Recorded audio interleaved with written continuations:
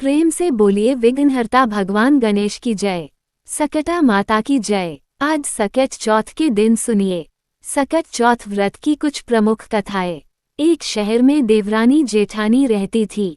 देवरानी बहुत ही गरीब थी, बड़ी मुश्किल से उसका गुजारा चलता था। वहीं जेठानी अमीर थी। देवरानी हमेशा गणेश जी का पूजन और व्रत करती थी। देवरानी का पति जंगल से लकड़ी काटकर बेचता था। देवरानी घर का खर्च चलाने के लिए जेठानी के घर काम करती थी और शाम को जो भी बचा हुआ खाना होता था वह जेठानी उसे दे देती थी। इस तरह उसके घर का खर्च चल रहा था। माघ महीने में गणेश जी का व्रत सकट चौथ देवरानी ने रखा। उसके पास पैसे नहीं थे, इसलिए उसने तिल व गुड़ लाकर तिलकुट्टा बनाया। पूजा करके तिल चौथ की कथा सुनी और जेठानी के यहाँ काम करने चली गई। सोचा शाम को चंद्र को अर्घ्य देकर जेठानी के यहाँ से कुछ खाना मिलेगा तो खा लेगी। शाम को जब जेठानी के घर खाना बनाया तो उसके जेठानी का व्रत होने के कारण सभी ने खाना खाने से मना कर दिया। अब देवरानी ने जेठानी से बोला, आप मुझे खाना दे दो जिससे मैं घर जाऊं। इस पर जेठानी ने कहा कि आज तो किसी ने भी अभी तक खाना नहीं खाया, तुम्हें कैसे दे दूं? तुम सवेरे ही बचा हुआ खाना ले जाना। ऐसे में देवरानी बहुत दुखी हुई और भूखी ही घर चली गई। बच्चे भी घर पर भूखे थे।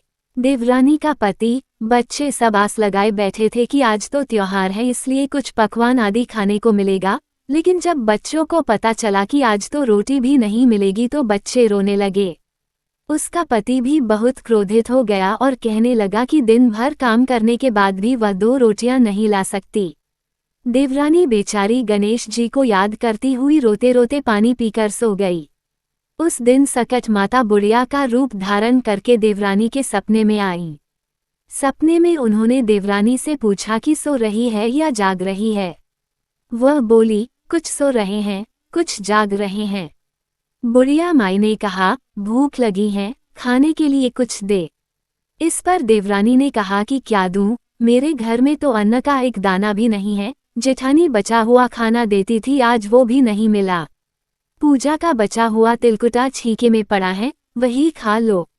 सकट माता ने तिलकुट खाया और उसके बाद कहने लगी, निमटाई लगी है।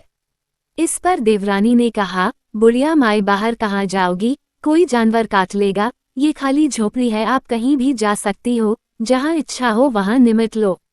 इसके बाद सकट माता बोली कि अब कहाँ पोंछूं। इस पर देवरानी ने कहा कि मेरी साड़ी से पोंछ लो।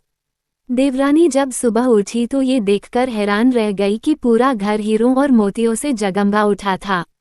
उस दिन देवरानी जेठानी के काम करने नहीं गई। जेठानी ने कुछ देर तो राह देखी, फिर बच्चों को देवरानी को बुलाने भेज दिया। जेठानी ने सोचा कल खाना नहीं दिया था इसलिए शायद देवरानी बुरा मान गई होगी। बच्चे बुलाने गए। देवरानी ने कहा कि बेटा बहुत दिन तेरी माँ के यहाँ काम कर लिया।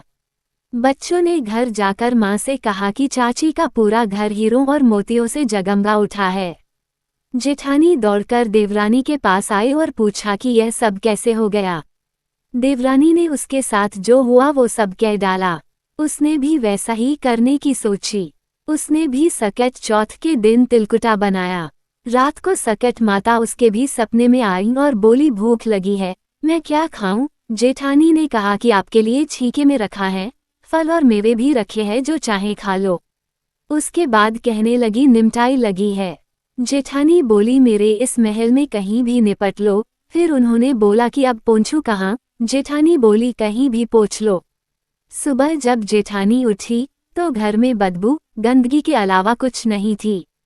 हे सकट माता, जैसे आपने देवरानी पर कृपा की वैसी सब पर करना। सकट चौथ व्रत की दूसरी कथा। सकट चौथ का व्रत भगवान गणेश को समर्पित है और इसे सच्चे मन से करने पर संतान सुख और कष्टों से मुक्ति का वरदान मिलता है।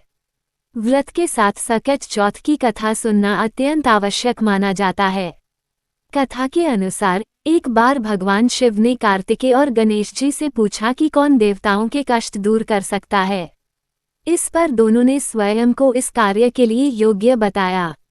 शिवजी ने कहा कि जो पहले पृथ्वी की परिक्रमा करके लौटेगा वही यह कार्य करेगा। कार्तिकेय अपने वाहन मोर पर सवार होकर परिक्रमा के लिए निकल गए।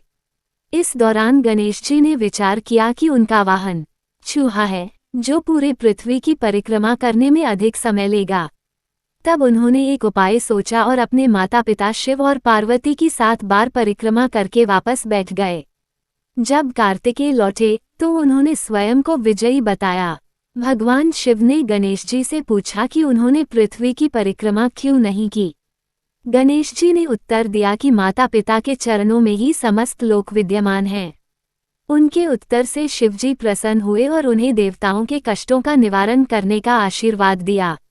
साथ ही ये भी कहा कि जो व्यक्ति चतुर्थी के दिन श्रद्धा से उनकी पूजा करेगा और चंद्रमा को अर्घ्य देगा, उसके सभी कष्ट दूर हो जाएंगे। सकट चौथ व्रत का ये परवास था, संतान के कल्याण और भगवान गणेश की कृपा पाने का प्रतीक है। सकट चौथ व्रत की तीसरी कथा। एक दिन माता पार्वती नदी किनारे भगवान शिव के साथ बैठी थीं। उनको चौपड़ खेलने की इच्छा हुई, लेकिन उनके अलावा कोई तीसरा नहीं था जो खेल में हार जीत का फैसला करे।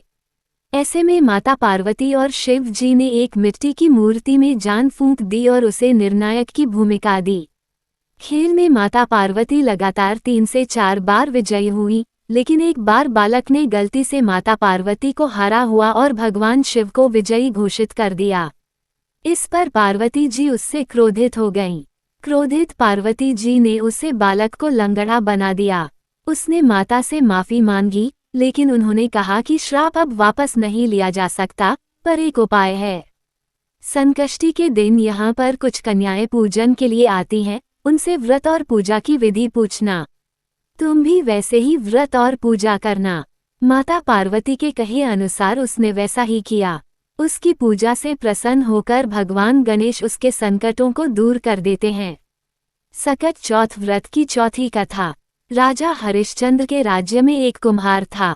वो मिट्टी के बर्तन बनाता, लेकिन वे कच्चे रह जाते थे।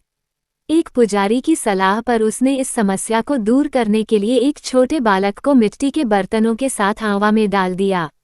उस दिन संकष्टी चतुर्थी का दिन था। उस बच्चे की मां अपने बेटे के लिए परेशान थी। उसने गणेश जी से बेटे की कुशलता की प्रार्थना की।